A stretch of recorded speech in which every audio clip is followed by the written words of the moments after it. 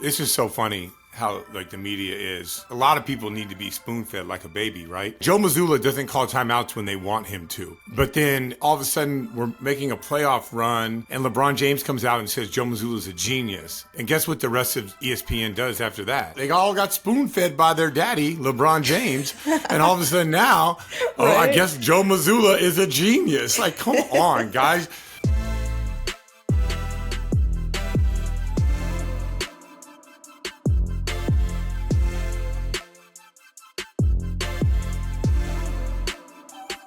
Brian Scalabrine, the White Mamba. Welcome to the Courtside Club.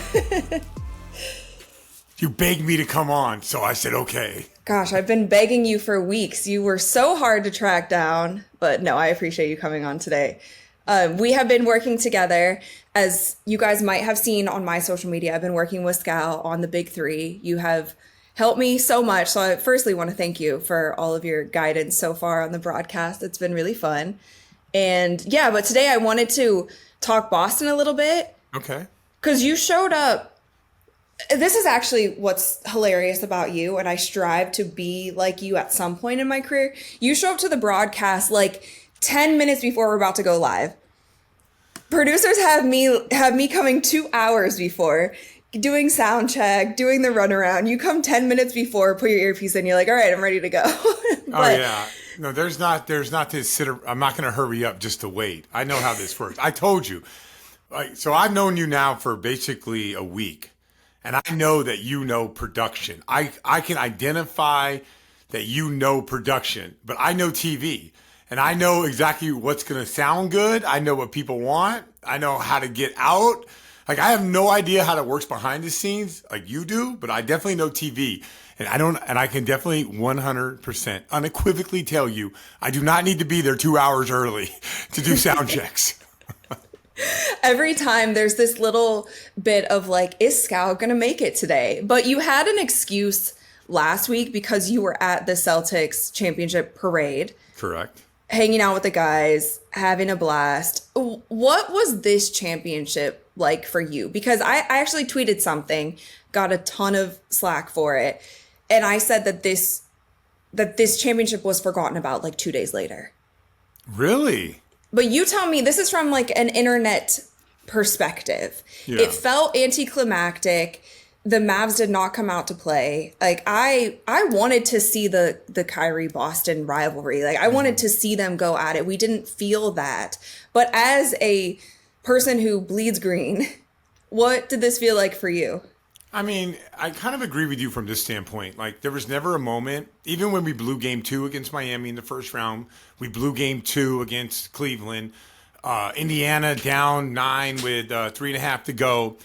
I was like, just looking at the teams, and I'm not even getting into Dallas yet. Looking at the teams, I'm like, there's no way that group of guys is going to beat this group of guys. Like, a lot of things have to happen. Like Porzingis has to get hurt, and then somebody else has to get hurt, and then there has to be infighting, and there's just too much going well for that Boston Celtics team all year long. And then the finals come around, and you see what Dallas did. Man, Dallas had a great run. They beat Oklahoma City, number 1 seed, destroyed and embarrassed Minnesota, which I'm not sure how many people. I picked Dallas to win because I knew that Luka was going to be good in that pick and roll, and Rudy Gobert was struggling in that drop coverage, but. A lot of people thought Minnesota was Boston, Minnesota, whatever. And then you watch Dallas play early on, and like they're not going to beat them. It's just like that's a bad matchup for Dallas. So it was anticlimactic for me. It was only a matter of, are we going to win in 4 games? And I was going to come to Oakland after staying up all night, or are we going to win in 5 games? And I'm going to go to the parade and then head down to Tampa. That was the only drama in my life because. The Celtics, that team, none of those teams were going to beat them. So what was the energy like at the parade? You have also won a championship, 2008. Yeah. Compare the two. Not even close. Like nowadays, everything is bigger. You know, like I think, it's funny. You look out, and I don't remember one cell phone back in 2008 where they're recording us. You know, I might see camcorders, but now it's like 2 million cell phones, just like everyone's watching the parade and they're on their cell phone, which I think the fact that people want to show other people that they were there so they can put out on their social media that they were at the parade and they were with their friends and here's my friend and all these other things. I think it was like 2 million people. When we were there, I think it was like 1.2 million. But the parade in Boston is different than any other place. It's basically 2 miles of outstretched wall-to-wall people and people up in the buildings and confetti dropping. It's just a wild experience. And but this one, I thought it was louder. I thought it was like crazier. I thought fans were crazier. They were throwing beers at us. Someone threw me a full bottle of champagne. A full bottle. Like did you catch it? Oh, or yeah. Did you get knocked in the head? Then I sprayed it back at them, So it was great. And I was on the float. We call it the '08 float, right? Paul Pierce, Leon Poe, Eddie House, myself, Sam Cassell, right? Those are all the guys that were from '08. Some of us are part of the organization still. Paul Pierce, obviously, parachutes in, 20 times a year, maybe more like 10 times a year and does things. So that was our float, great float, good chance to see like all my old teammates. And it's amazing, like all of our kids. My daughter was 1 at the time and now she's 17 and like living her best life on the parade. You talked about Paul Pierce. There's this running joke online that he's like the player from high school who continues to go back and visit his old high school. Because you see these clips of him just walking into practice like he owns the place. Like, what is he like when he's at the parade or when he's back in Boston? Like he's a Celtic all the way through. Loves it. Loves being there. When he does something, it always is like there's a, what do you call it when you're doing have you ever done a live podcast in front of an audience or something like that? I don't know if there's a name for that, but he does live. It's called the Truth Lounge. And yeah, I mean, like everywhere Paul goes, he goes back into the locker room, says what's up. He worked out with Jason Tatum and Jaylen Brown for like 3 weeks last summer. He doesn't work for the Boston Celtics, but he is like, he's part of the Boston Celtics. I feel like that's you though, as well. No. I have a line. I have a job line that I don't cross. What does that mean? Well, like I don't like go in and like start eating their food. You know what I mean? Okay, like, so that's where you draw the line. I'm not meeting Jason Tatum at the club. Like I still have to do my job. I still have to say like, ooh, I'm not sure about that play right there. I still have to do that side of it. Paul Pierce never does that side. Even now, watch him on social media. Like people will say like Jason Tatum's way better than you, and Paul Pierce like I know he's way better than I ever was and I ever will be. Like so no, like Paul is like given.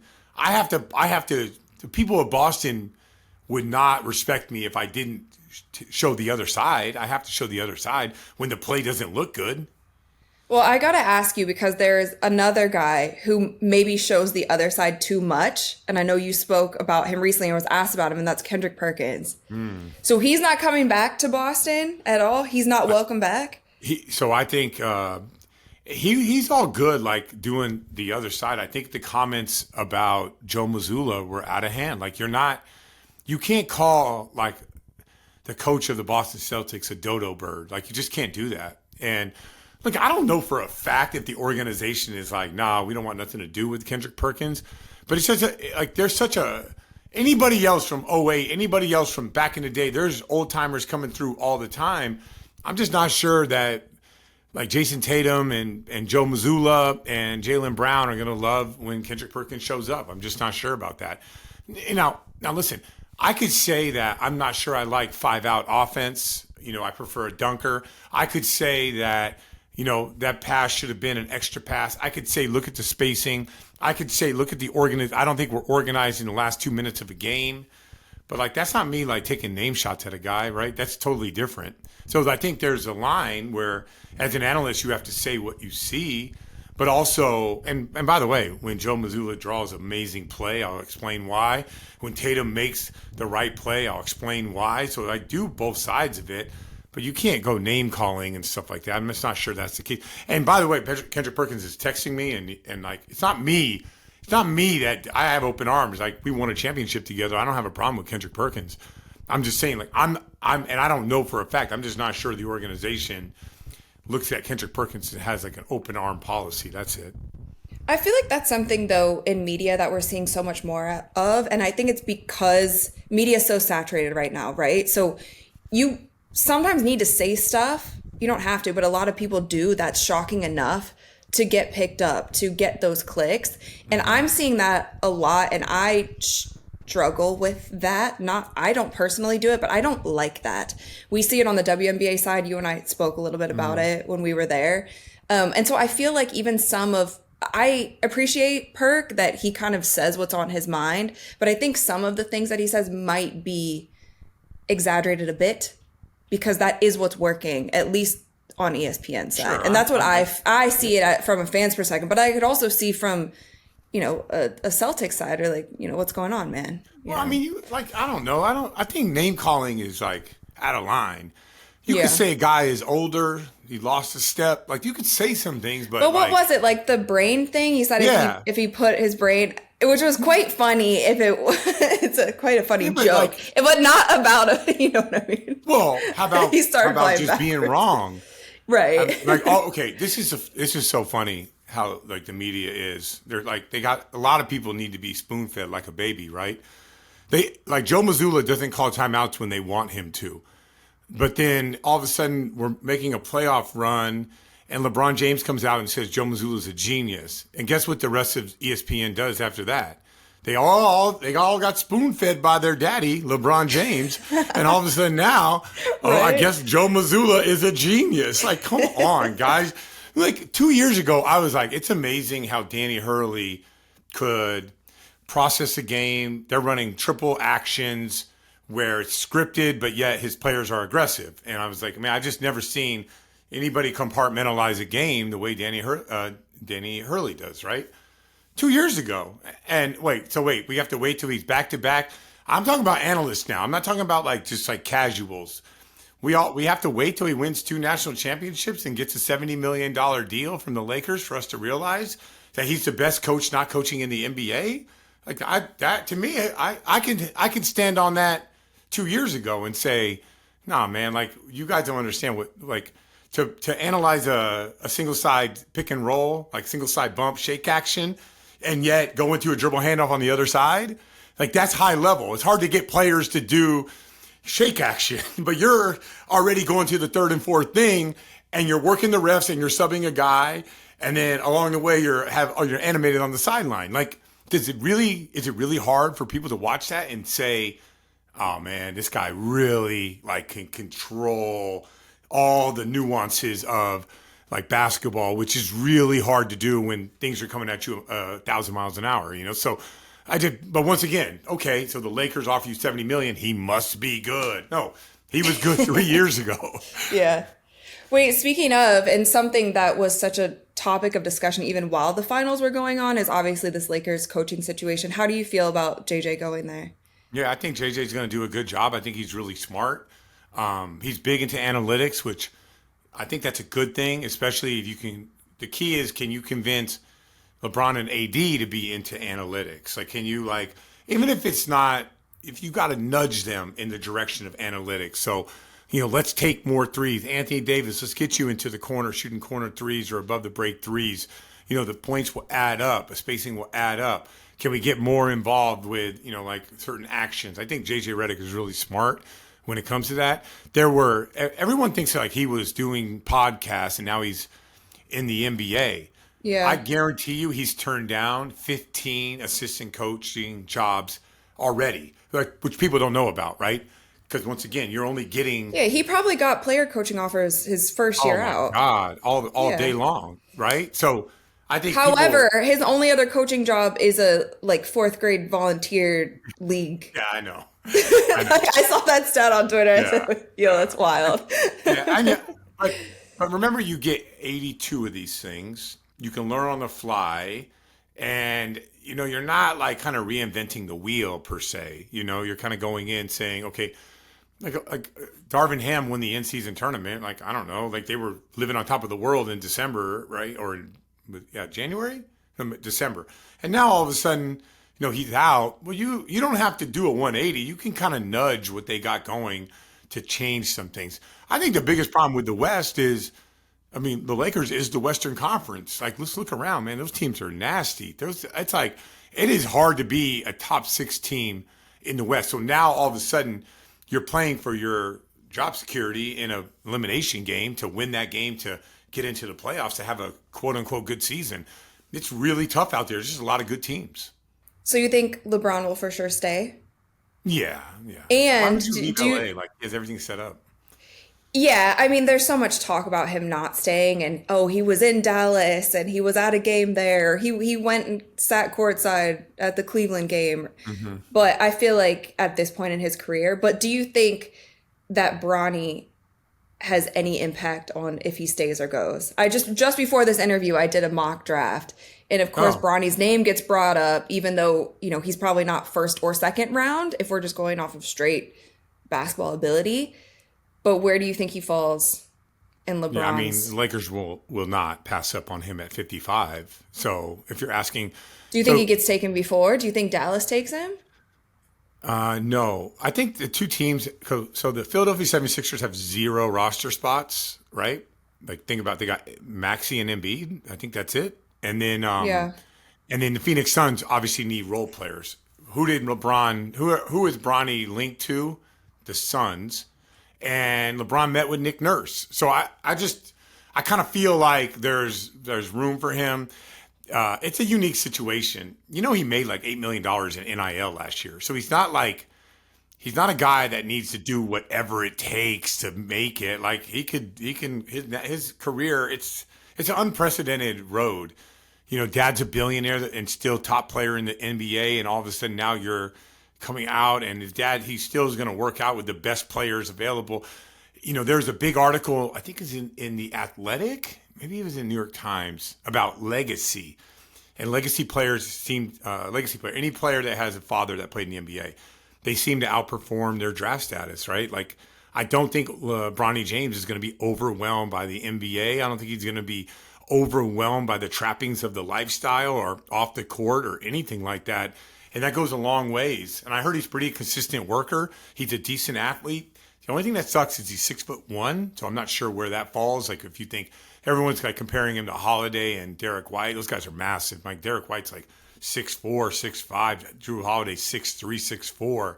It's a big difference being 6'1". So, but I don't think that he'll pass the Lakers at 55. I do think he might get picked by the Phoenix Suns.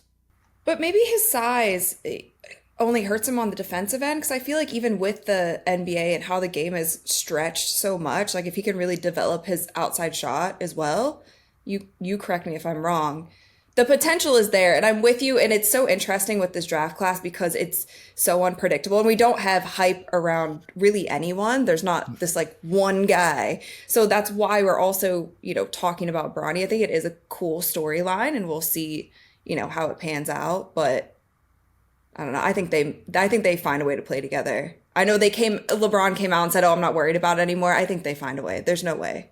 You think LeBron will leave the Lakers? I don't know if he'll leave. Bronny goes to Phoenix but and just take a minimum? Whoever picks Bronny though also has leverage when it comes to trades and all of that as well. Yeah. I'm not saying that LeBron goes and plays somewhere random. Yeah. But I think they find a way to each other. Maybe not right off the bat, but at least next season. It's going to happen. There's no way it can't. And listen, the NBA needs it at this point. Like, why? The NBA's fine. No. We need that storyline. Before LeBron phases out and we get this new wave of whoever these superstars are. I'll give you that. And listen, again, we're looking at it through different lenses. I know you're looking at it from like straight hoops. I know hoops, but I'm also on social, like getting kind of the pulse of fans as well. That's where I'm seeing the NBA. So you're telling me, no, let me just ask the most direct question. So because social media wants this to happen, a team is going to blow a draft pick on getting him? No. Okay, so explain explain the execution of those two playing together. Besides Bronny going at 55 going to the Lakers. Besides that, well, I don't know the exact way that it happens, but I'm saying it's gonna happen. Yes, it could. How could it not? LeBron's just gonna retire and be like, yeah, I never played with my son. No, I can see that. Yeah, but there's a lot of factors into that. Like when LeBron this offseason gets a 3-year, I think at his age, I think he can only sign 2. Maybe it is 3 at his age. 3 years, $150 million. He's only valuable to the Lakers at that price. Like you have to factor salaries come into play, taxes, second aprons, all that stuff comes into play. Yeah. When they do the Disney movie with father son playing, they don't factor in second aprons and taxes. Yeah. Okay. Well, you guys let us know in the comments what you think, how it's going to pan out with Bronny. You're We'll just probably have to right. wait and see. You're probably right. At some point, I'm calling it now. They're going to be together. I could see Rich Paul is very powerful. LeBron's very powerful. It's really easy for him to call up and say, "Don't take Bronny. The Lakers are going to take him at 55." He's only worked out for the Suns and the Lakers. Yeah. So if the Lakers, I'd be shocked if 55 comes and we take the camera into LeBron's living room and they pick like some dude from Slovenia. Like it's not going to happen. Yeah. So my point is like, and it doesn't matter for Bronny where he goes. If you're in the second round, you're the first pick in the second round or the 55th pick in the second round. Like the money is the same. And I'm not sure it even factors in. It's about development. So I think he has a pretty good understanding that he's going to probably be the 55th pick in the draft or before. And that before will happen with a phone conversation. And LeBron could say, "I heard you're taking my son." Don't. And the guys probably wouldn't do it. He does. He's powerful. Very so powerful. You're proving my point, just to let you know. Yeah, but I'm saying, like, you're like, making it happen is basically LeBron bullying it to happen. You know that, right? Like, don't take my kid. He's going to play for... You said it. You said it. I did I'm giving you an example. Like, if it's not magical, it's don't take him. We're not going to have him work out. He's not going to go. Like, whatever they do. Yeah. Rich Paul has already said you're not getting a two-way. Like, how, like, that's ballsy to say, like, one of my clients isn't signing unless it's a legit NBA deal. That's hard to do as a second round pick. First Nepo baby in the NBA. Can we talk WNBA a little bit? Let's do it. We talked about Caitlin Clark a bit last weekend at Big Three. How do you like how her season has gone so far, how it's unfolding, the rivalry between her and Angel Reese?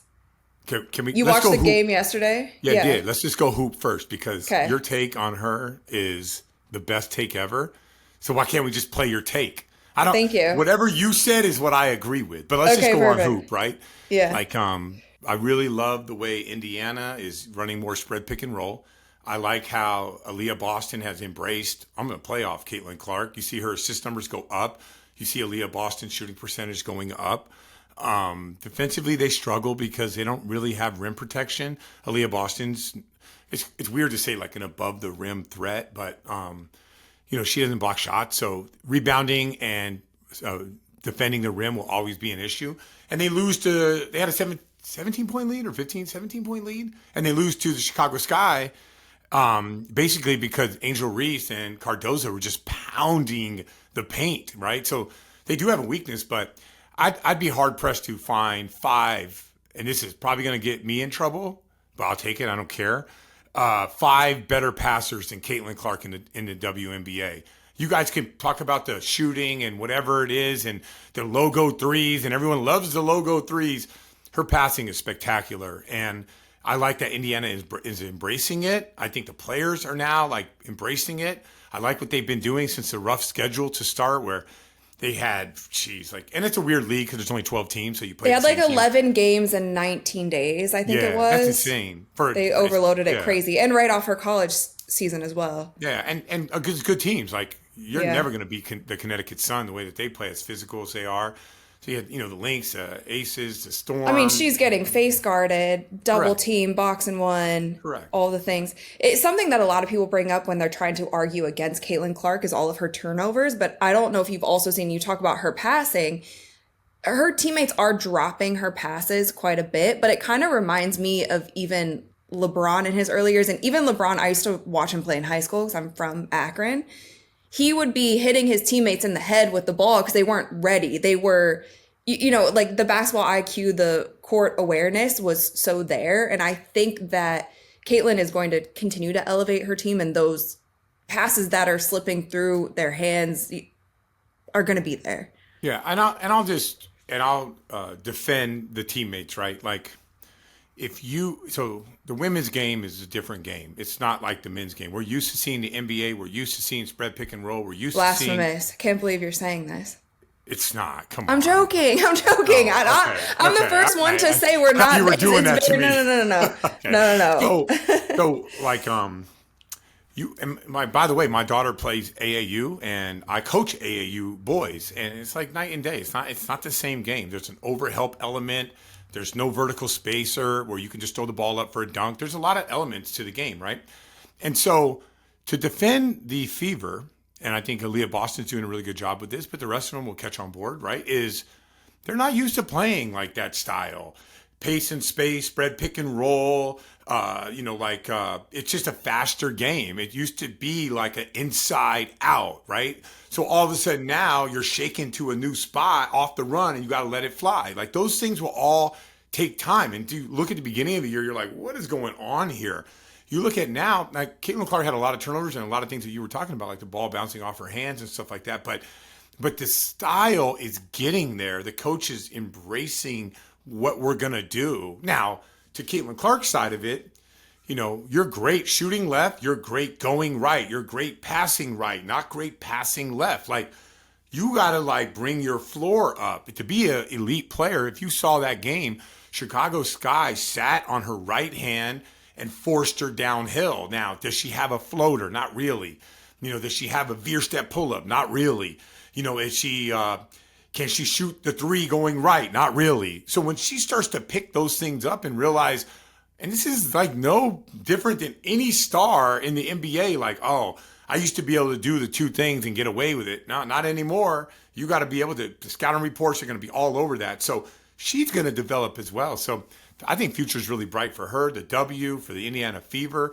And I just, I like that she wasn't perfect at the beginning of the year. I like that people came and said, see, I told you she's not good. I like all that because that's going to test her and it's going to bring the best out of her. I'm not one of these guys oh, they be hating on me. I don't say that. I think all that stuff is such motivation to be better and to realize that I have some things to work on and I'm going to get better. Whether it's just out to prove them wrong or there's some bit of truth and honesty to the filters that come your way. But I'm a big fan of hearing people say you can't do something. I think those elite athletes, they're just wired differently to prove, yes, I can. And eventually I will. And eventually no one will stop me.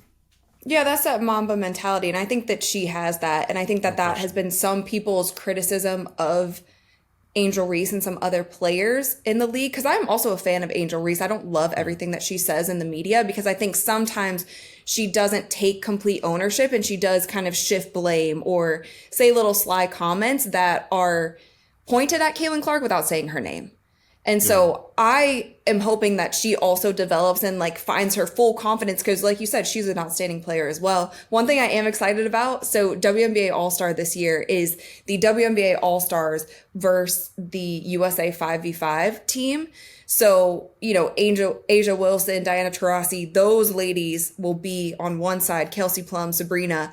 On the other side, we've already seen fan voting, and Caitlin Clark is number 2, Leah Boston's number 3, Angel Reese is number 7 in just fan voting. The top 10 fan voted are automatically in. So we are going to see Caitlin Clark and Angel Reese play together, WNBA All-Star. I think it's July 19th or 20th.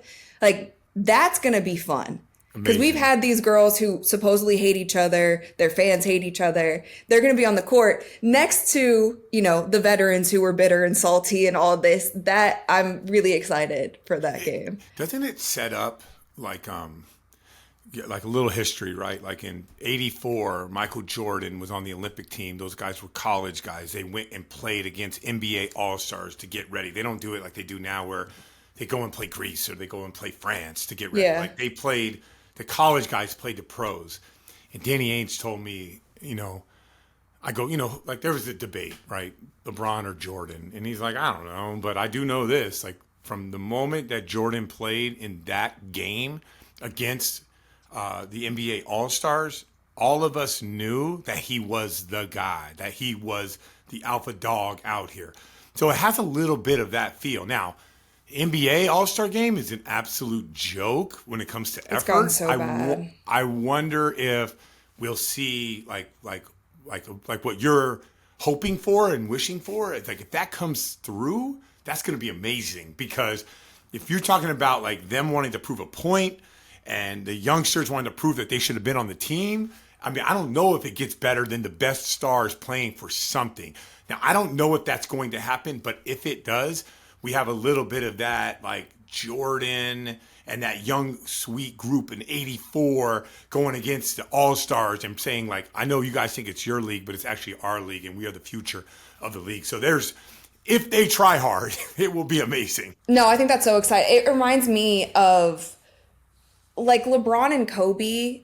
That matchup in the All-Star game to me felt like the last time that it was truly competitive, because Kobe wasn't ready for anybody to say he still wasn't the greatest on the court. And it's like that mentality. I felt like Kobe led the league in that era, and LeBron's mentality is still great, but it's different. Like, for sure, you watch his interviews, it's different. And so there's this trickle down effect to where I don't see that. And that's why I think people get excited about Anthony Edwards as well, because he seems to have that dog mentality at times. Jimmy Butler being another one, but these aren't greatness as we've seen prior. So I'm wondering how the NBA or what does happen, or if All-Star, I mean, Adam Silver even says he doesn't even know what the incentive could be for NBA All-Star to get these guys to play. I got to be honest with you. Like, we should not disrespect your podcast trying to figure out the All-Star game in the NBA. Yeah, no, I did a video on it after. I've been to All-Star for the past like 9 seasons, and it's gotten bad. It's bad. Really like bad. I don't think it's like, I think the NBA is great. There's a lot of things like that could be fixed and some everything, and I'd love to see players play more, whatever, but like the All-Star game is so far down the list on the things that I'm trying to fix in the NBA. But I will say, like, you bringing up the future stars of the W versus the current stars. And there is like a transitional phase right now where some people are transitioning out. If they play hard, I can't imagine that it's not like must-see TV. And even forget must-see TV on that date. Are we not talking about it for the next 5 days afterwards? That's a big moment. Now, if they recognize that this is a big moment, and they go out there and they do it and they play, and whatever result comes, like if Team USA wins by 40, they just send a message.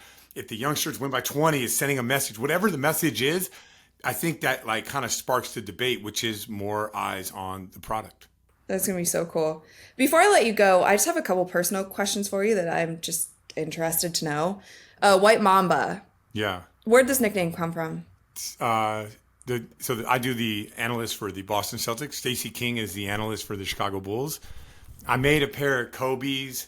Derrick Rose was teaching me something about red bottom shoes, and he was trying to explain it to me. So I just said, you know what? I'm going to make these Nikes with the red bottoms.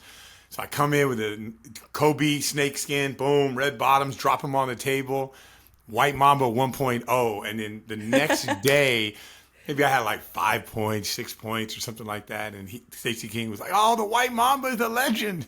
And the next time we got back to Chicago, there were T-shirts and big giant heads, and the White Mamba was born from that moment on. That's so good. I love that. So there was another clip where you were playing fans. Yeah, well, not fans, like randos that think they can beat me. Well, yeah, they're still your fan. No, But no. So how did that come about though? So All right. they were saying that they can beat you, and you're like, fine, Yeah, so catch me outside, pretty much. Like I get like this would have been a great social media bit or whatever if like I could have done a whole TV show for this, but when I got done playing, I was like Scal fascinated. versus. Yeah, basically, right? But I didn't even have social media when I retired, right? So I went to New York, Philly, Chicago, Dallas, Seattle, LA, and I just went and played at like the best pickup runs, right? To see, with my opinion, where the best pickup is. So I was doing that, and I was doing a radio interview back here in Boston. And like, what have you been up to? I've been like, I've been trying to do this thing to see like what I think the best pickup is. By the way, the best pickup in my experience has been Philadelphia. Like well ran, Really? great players. Yeah, like dudes that you don't even know are nasty, right? So it was good. So I went down there. A couple of 76ers would come to pick up at Temple and Villanova guys and all that stuff. So I did that, and I was like just talking on the radio, and like I also played in YMCA games and everything like that. And I just came off a pretty good game. I had 65 in one of the games, like and I was like, it was like a good work. It's a good day for Wednesday, right? And someone started like coming at me like, "Oh my God, I'd smoke you," and I was like, "That's interesting. Like, why would you think like what would, in my mind, it's like ridiculous for you to think that, but like, I'll give you credit. Like if you think that, all right, why would you think that? And oh, well, you're too slow. I go, well, I'm slow next to like Russell Westbrook, but not next to you, bro. I'm not slow next to you. So anyway, the radio host came up with this idea called the Scalenge. Yeah, we'll just send in your videos. We'll play 5 guys, 1-on-1, 2-11. And I was like, sure, I'll do it. Like I was hooping anyways. Like I was playing. It's just another, morning for me. Yeah. And I went in there and I dusted them up. Like, I don't know. What do you want me to say? I've been playing in the NBA for 11 years. Like, you think I'm really scared of some rando I don't know when I have to guard Kevin Garnett in practice? Like, think about that for 1 second. I mean, the guys who are the loudest are honestly the worst. Like, you'll be in the fan section, you'll hear people, screaming at coach, why'd you do this? Why'd you do this? And they got beer bellies, all the things. I would love to do a Scalenge one day, a shootout. I haven't picked up a basketball in months, but I know you play pickup quite often. But that could be a fun video as well. So I don't play people in horse, but I do play people because it's not like, because I think there's something called building pressure where the difference between a pro and a non-pro, it really stands out in this situation. If you shoot and you make 5 shots, right? And I have to make 6 shots. Like if once like a non-pro misses, they clam up, right? And when a pro misses, we get focused in. I've been around pros. So you mean so if I would miss, I would get would like be let's say I go first and I make 8, right? Now you're up. Yeah. So you make your first one, you feel good. You make your second one, you feel good. You miss, then you miss. I'm telling you, you can be around pros. I don't know how many pros you're around, but if you talk to any pro, once we miss, it's a lack of focus, and all we do is center in. When a casual misses, and I'm not calling you just a casual, but a casual misses, they get nervous. They like, oh my God, I'm going to miss, and then I'm going to miss more, and I can't believe it. And that's just my experience with playing against casuals. But if you said, so I beat Steph Curry in free throw shooting, and it was the opposite effect. He missed, and he goes, oh my God, I never miss on here, and then missed again. No, but it has to be against the clock. That's what I'm saying. Like, I think we were just doing a free throw shootout. Like 1-and-1. Yeah. Pros aren't good like that. I'm not kidding. Anyway, they're not. Well, when you're up for it, if you're up for it, at some point. We'll do a minute. Oh, like, a minute. I'll shoot 3s for a minute. You shoot 3s for a minute. And I guarantee you. And then after that, we'll play horse. I always lose to randos in horse. He's scared to lose to me. It's not natural. It's not natural to stand around, wait. This is not the White Mamba. This is not the White Mamba mentality here. I don't like. I do it all the time. I don't play. I like. All right, let's do star drill. Cool. Top of the key, a corner, wing, corner. I gotta dust off my basketball kicks for that. Yeah, like I think there's got to be some movement involved. Like I'm telling you, pros aren't designed to be standing still. We're always moving. Like when we play, there's always like some garbage to be talked. It's not horse. Horse is nerve wracking. That's why I hate golf. You just walk up to the next hole. Screw that, man. Let's run to the next. It's a run and swing. Yeah. So that's why. So if you want to do a shooting game, we're gonna go for a minute. Okay. If we're gonna do it, it's the only way I do it. I gotta get to practicing. I gotta get these nails cut off before we do that. I saw Angel Reese last night. How is she getting 16 rebounds with acrylics? Well, that's also why she's shooting 30% from the paint. So I would suggest that she cuts her nails. I played one celebrity game with long nails, and I was like 1 for 8. I'll never do it again. When you snap it, does it come off your nails? Yeah. I couldn't. And I thumb the ball too, so it gets in the tough. Way. Yeah. Not only you have it, then it like that. It's like nails on the chalkboard. Yeah, that's tough. Yeah. You better get those nails off. You go shoot against me. I tell you that. Yeah, for sure. I'll be prepped. But Scal, I know that you are a busy man. I want to thank you again so much for coming on. I appreciate it. Can you during this podcast insert your Caitlin Clark take rant? I love it. You got it. I love it. Like I'm telling you. It is. So if you want to know what I think about Caitlin Clark, just go to Rachel's rant. Cool. We'll insert it. All right. Thank you.